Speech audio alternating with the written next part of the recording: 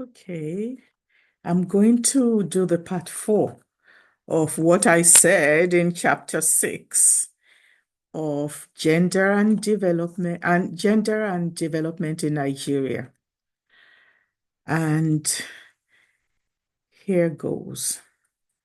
So in the chapter, I talk about the relationship between the Nigerian state and citizens' security, and how this relationship affects gender relations. So, this section is about the complex relationship between the Nigerian state, citizen security, and gender. There's a troubling and complex relationship between the Nigerian state and its responsibility, which is constitutional, to ensure the security of citizens. This is a relationship that is deeply intertwined with and exacerbates existing gender inequalities. I argue that while the Nigerian Constitution guarantees the security of citizens, this guarantee is selectively applied, favoring the wealthy and powerful while leaving the majority, particularly women, vulnerable to various forms of violence and insecurity. This selective application of security provisions, I argue, is a manifestation of structural violence, a system of inequality that produces and perpetuates avoidable harm and suffering. So, one of the issues I look at in this respect is unequal access to security.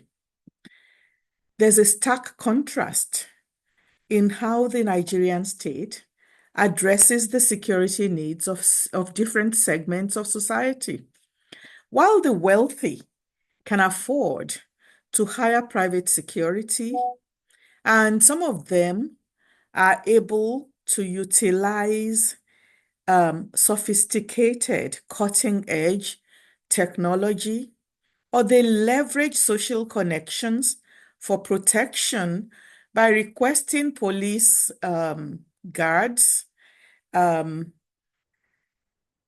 have a situation where the poor, who constitute the majority, are left reliant on a much depleted state security apparatus that is often characterized by corruption, inefficiency, and at times acts in predatory manner towards the very citizens that it is supposed to protect. This disparity in access to security, I argue, is particularly acute for women who face heightened risks of violence and insecurity due to prevalent gender norms and societal biases. The state's use of violence is also important to consider. I highlight how the Nigerian state itself often resorts to violence as a means of maintaining order and control, further undermining citizen security, particularly for marginalized groups.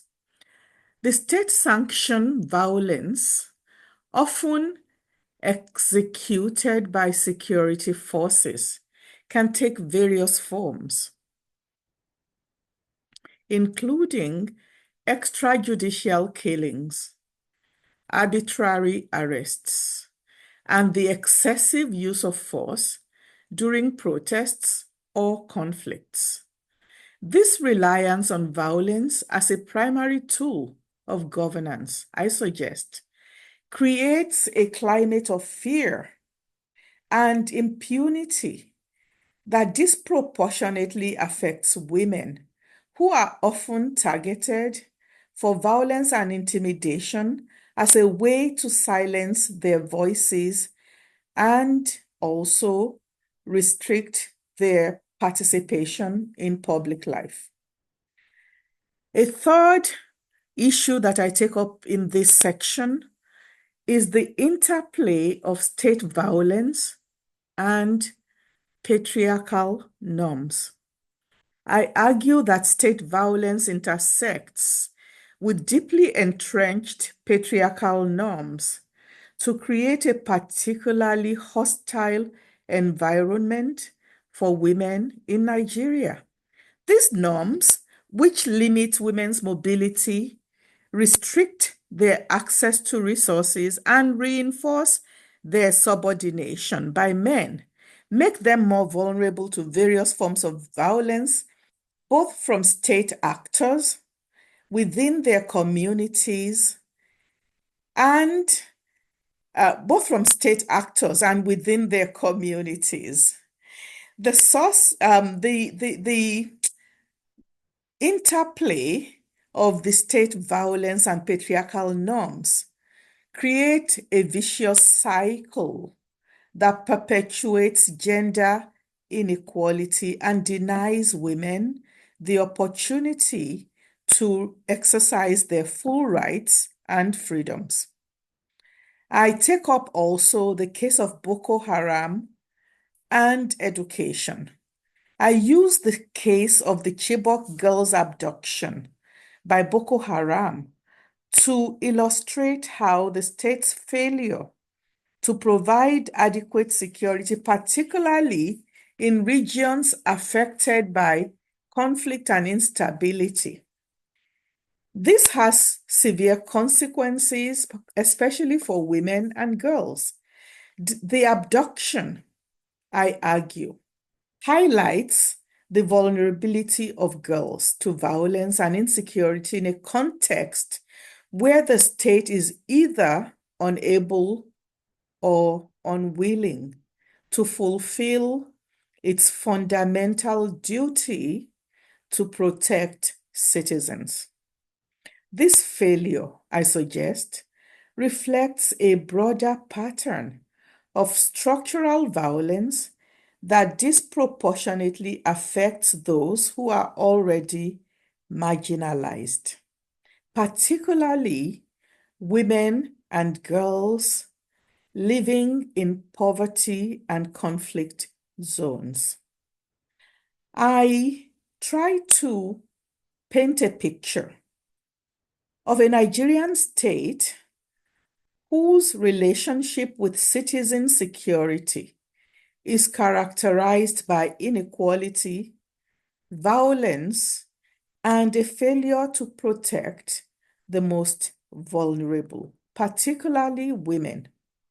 This failure, I argue, is deeply rooted in structural violence, a system that perpetuates and exacerbates existing gender inequalities, leaving women facing heightened risks of violence and insecurity, while denying them the opportunity to exercise their full potential as equal citizens.